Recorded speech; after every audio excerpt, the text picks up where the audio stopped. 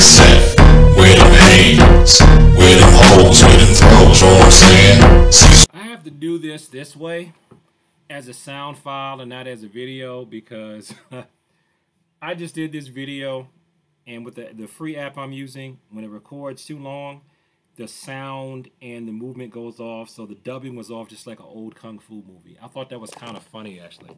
I was thinking I ought to keep that version of it since it's something with martial arts and yet the dubbing is off. But I don't think people would get that subtle self-joke. But this is no laughing matter. I say ban chokeholds, right? The Gracies did a video on this, and they also say to ban chokeholds, but just use them for lethal force, okay? I say ban them, period. For the same reasons that Gracies are saying keep it, but just make it lethal force. And that's because since you refuse to make sure that the police officers have the opportunity to maintain the skill and practice the skill often enough so that if they have to use it on somebody, they know how to do it safely, then just ban it altogether. Don't tell me that you can't use it safely. Yes, you can. It's very possible to use it safely. I've used it under the pressure of competition. The common groupthink is that if it's grappling, it's more real. It's just like what people would have to do in what's for real, right? So I've done it under those circumstances, okay? Even though my channel says Taekwondo, I also have a first-degree black belt in Judo. I think what you need to do is make sure that all police officers are Shodans in Judo. It can be done. You do have the money.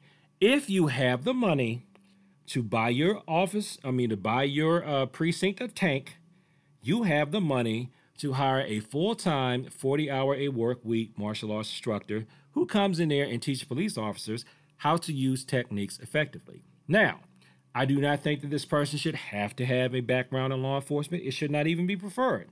Because when I was in the military and when I worked around the military as a civilian, I noticed that the military had civilian specialists who came in and shared their knowledge with the military. They weren't soldiers, they weren't warriors, but they knew something that could benefit the soldiers. So therefore, if they can do it, the cops can do it too. That's not an excuse. If you're worried, because I know how a lot of people like to think, they think that if you're not constantly doing the main active skill that they value, if you won't do that thing for 8 hours a day, like for example, if you're not standing up in front of cops, barking out techniques and explaining orders, movements to them for 8 hours a day, that means you're not working and they don't want to give you 40 hours to do what they think you can get done in just 2 or 3. Well, I can give you another option to work around that.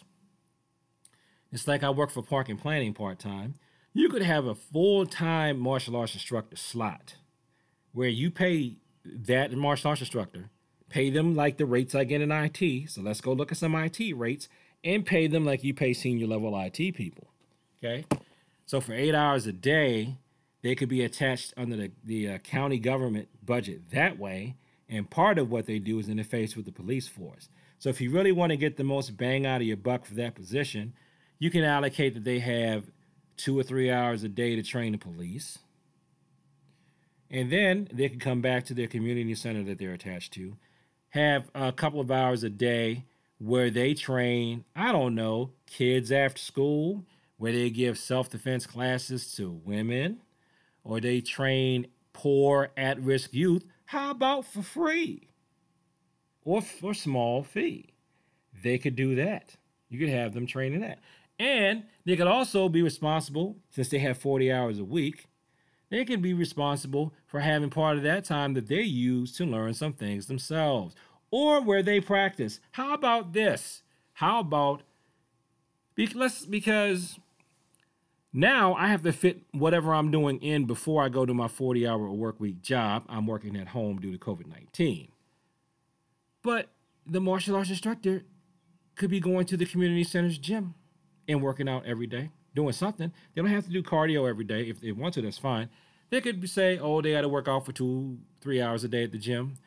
They got to stretch for a couple of hours a day at the gym. Well, stretch for an hour, work out for an hour. That's 2 hours right there. Let's say stretch, cardio, and or strength train one day, or stretch, forms, and other type of research another day. That's 3 hours a day they got to spend on themselves. If they have 3 hours a day they have to spend on themselves, that's 3 hours.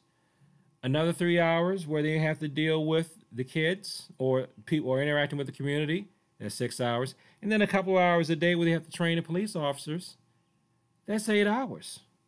That's 8 hours. Do they have to train the police officers every day? No. Monday, Wednesday, police officer day. Tuesday, Thursday, community interfacing day. Friday, self-training day, where they got to go to their store, to a storefront or something. They don't have to pay for it. The county pays for that too. They have to go to another martial arts instructor and learn. If they've gotten to be so fresh and advanced, well, hey, I know what everybody knows around me, then they have to have that day where they're sharing and teaching with other martial artists. If you want some accountability for it, give them a form to fill out. Just sign this that says I was here. Somebody signs it. You don't believe that they're doing it? Have somebody follow them in the bushes to make sure that they are where they say they are. This can be done. A lot of people just don't want to do it because you don't want to spend the money. Or you think, that it's like I said, or hey, I don't want to pay somebody just for a couple of hours to be there. But you know what? See, if you would be willing to pay for the type of quality that you really want, you would get it. Just like the problem with police chokeholds, it's not the chokehold. It's not the tactic. It is the character of the person who's using the tactic. This topic really annoys me and irritates me because there are plenty of police officers that I have interacted with who are not evil murderers. And they handle the situation fine. And I end up feeling bad afterwards because I get nervous. I'm the one that's tense and nervous and worried that, is this going to be the type of cop that's going to shoot me? Is this going to be the one? Is he or she going to be the one that's going to kill me? And I'm a 7th degree black belt and I still worry about that because I can't roundhouse kick a bullet away. I will not Wonder Woman. I don't have the magic bracelets to knock bullets out the air. I'm not bulletproof. I'm thinking, is this going to be the one? And that's only because I've had an interaction with a few cops who are like that. It's just been a few, but all it takes is a few. That's all it takes is a few to put the fear in you to think that everybody's like that. So those evil ones, you dishonor the other people who lay their lives on the line and sacrifice for the community every day. You dishonor them. You have no honor. And that's another thing. If you would let just the straight up civilian come through and just like you teach the kids, this is courtesy, integrity, perseverance, self-control, and an indomitable spirit. Taekwondo tenets. Judo slogans: maximum efficiency, minimum effort, mutual welfare and benefit. Let them teach and espouse those values. Okay? Then the officers espouse those values into their work. Those values get taken and espoused into the community. It can be done. People just don't want to do it. And I think it's just because of money. You think that self-defense doesn't require any brains or self-control or restraint or any type of emotional intelligence or skill or ability? You think that it's super easy, right? You see that it's not, because if it were, people wouldn't do this. Apparently, we also must not think that character matters, because you keep hiring people in the police force. And this isn't even most cops, but you should not be hiring people who are of low character. You just got to not do it. And this whole a lot of these stupid counter arguments of, well, what about black on black crime? What about black on black crime? We're not talking about black on black crime. Everybody knows that's wrong. In this instance, we're talking about police officers who are supposed to, behave. You expect your police officers to have better character than black criminals who are shooting other black criminals. Right? Because when someone is shooting someone unlawfully, is that not criminal behavior? So then isn't it also criminal behavior when you do it, when it's not a lawful shoot? When you're shooting somebody who's running away from you and it's not because they're running towards someone with a knife in their hand to slice them to death, they're running away from you because they got away with a non-lethal weapon and you shoot them in the back, that doesn't make you a criminal? Of course it does. So anyway, I've talked long enough. Let's ban chokeholds, not because chokeholds are bad, not because martial artists should continue to practice chokeholds, but because you won't let the police officers be able to actually learn and practice how they can use chokeholds effectively in their job, because you won't invest in them.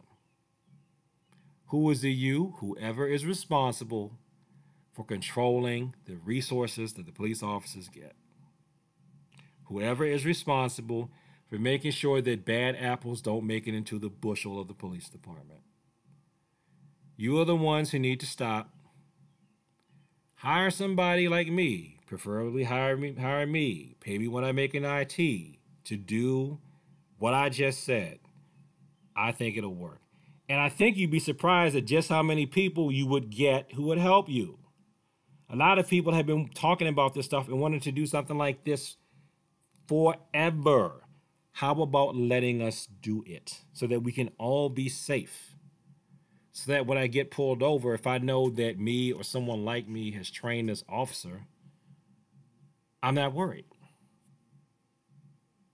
So thanks for watching this video. Like, comment, and subscribe. Please share this with people like to talk about the martial arts. And peace, and thank you for your time.